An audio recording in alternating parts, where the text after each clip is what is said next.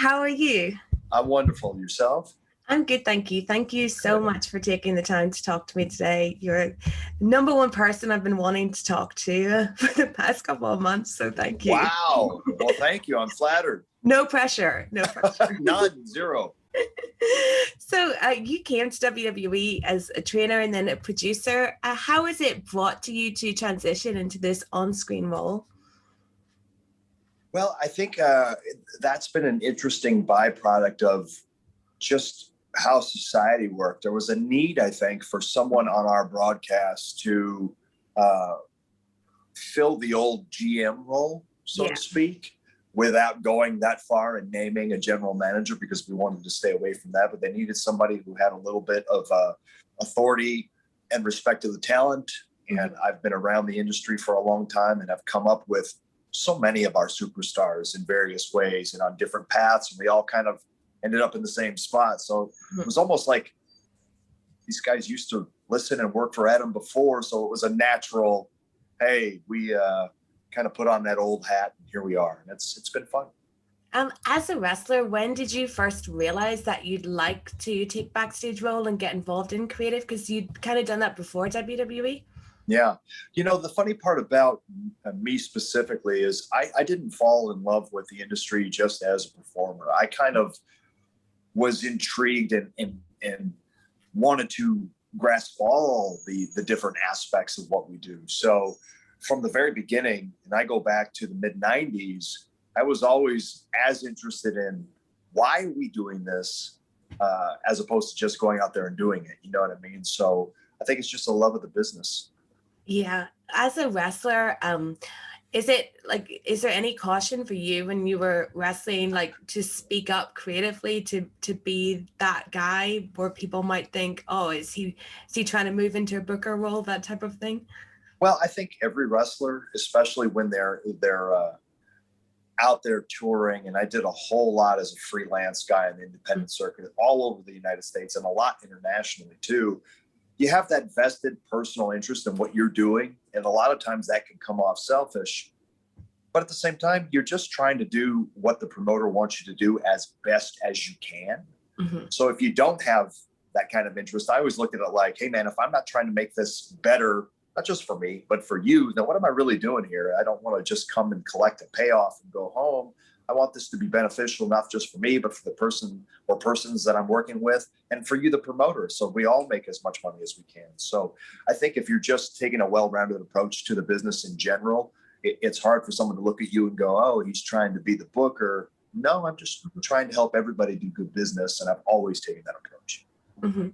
So your role on Raw and SmackDown, like as you said, you're not out there as a general manager, like putting that name on it. So how did you develop this Adam Pearce character as we see it now to differentiate it from any type of authority role or management figure we've seen in WWE? And it is different, right? And that's kind of been my approach to not try to come into any storyline or any situation with any preconceived notion, as in, how would Teddy Long handle this? How would Mr. McMahon handle this? I wanted to play it as straight as I could, right down the middle. How would Adam Pearce, an actual WWE official away from the cameras, deal with this in a real human way? Yeah. And I think when you approach things from an unbiased, right down the middle standpoint, it is fresh. It is different because we haven't seen that from this type of character on WWE television in a very long time, maybe going back to Jack Tunney, right? Somebody who was impartial. And I try to remain that way. Was it strange for you going out and performing in that kind of role compared to how you were like in Ring of Honor or NWA? No, not really. And I did a little bit of a similar thing in Ring of Honor back in the early 2000s, where I served as a lieutenant commissioner, which was a very similar kind of middle management type of role. I was there to, facilitate and pass on information. And a lot of times that's what I do now, right? So kind of old hat, just putting myself in that somewhat of a commissioner role. You know, I love American football, right? So there's a gentleman by the name of Pete Rozelle and a guy by the name of Paul Tagliabue, who were the commissioners of the league, and they were there to make the best decision with everybody's vested interest at heart. So I just try to live in that space, if that makes any sense. Yeah. So you started this during this pandemic era. Do you think having no fans was maybe the right time to do it? Because you can come out there and see like maybe the immediate reaction some fans might have had before, like giving you the chance to prove that, hey, you're not like what we've seen before. It's interesting that you put it that way, and I 100% agree with you. Mm-hmm. I think had times been normal, yeah, the traditional WWE fan has a preconceived notion of what the guy with the suit and the microphone coming out is going to be, what that's going to feel like, what that's going to look and sound like. And I really don't think that the WWE official Adam Pearce would have gotten the same opportunity. You know what I mean? Like, I really do think first time I come out there to do this brand new, I would have gotten booed out of the building because that's what they're conditioned to do. Mm-hmm.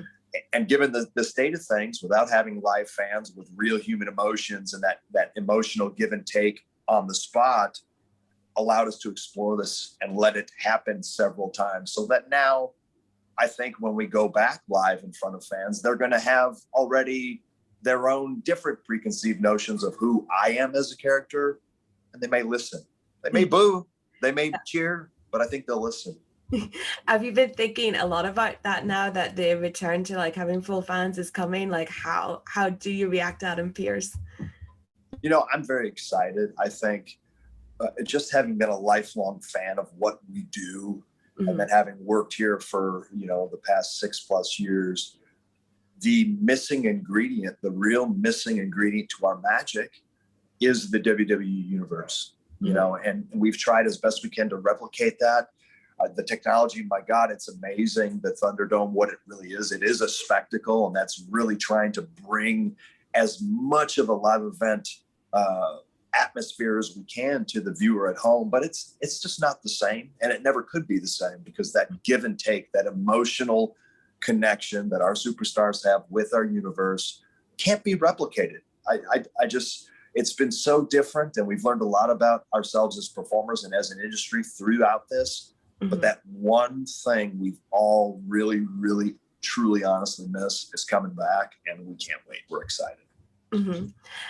But we haven't had live fans, but the fans are so active online. Like, how much have you enjoyed the online reaction to you? And do you enjoy people tweeting like older photos of you and clips of you and stuff like that as well? Yeah, it's funny, right? You know, you get an opportunity to take that trip down memory lane. And I've said this too.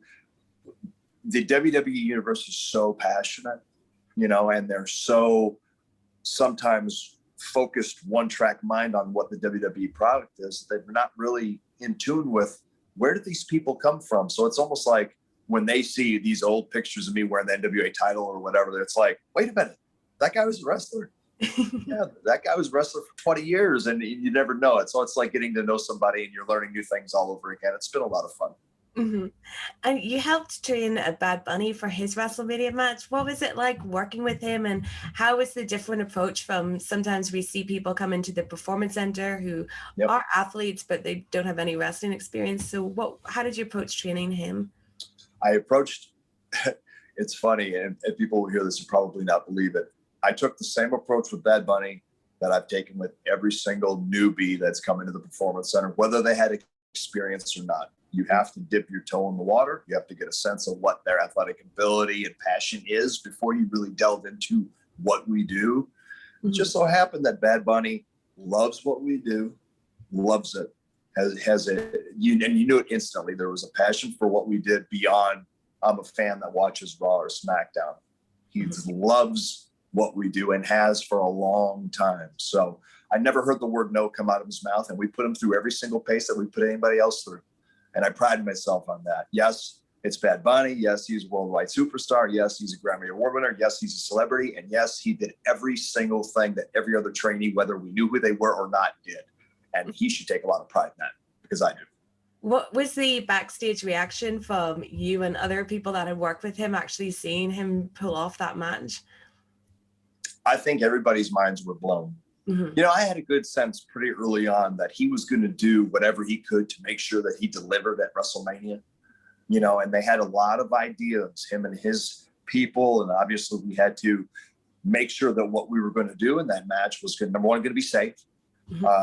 And I had a good sense pretty early on that he's going to be able to pretty much do whatever he wants to do. Again, because he had it in his heart. You know, it wasn't like, I didn't have to push him. Hey, why don't we try this? He was always wanting, what if we do this? Hey, do you think I could do that?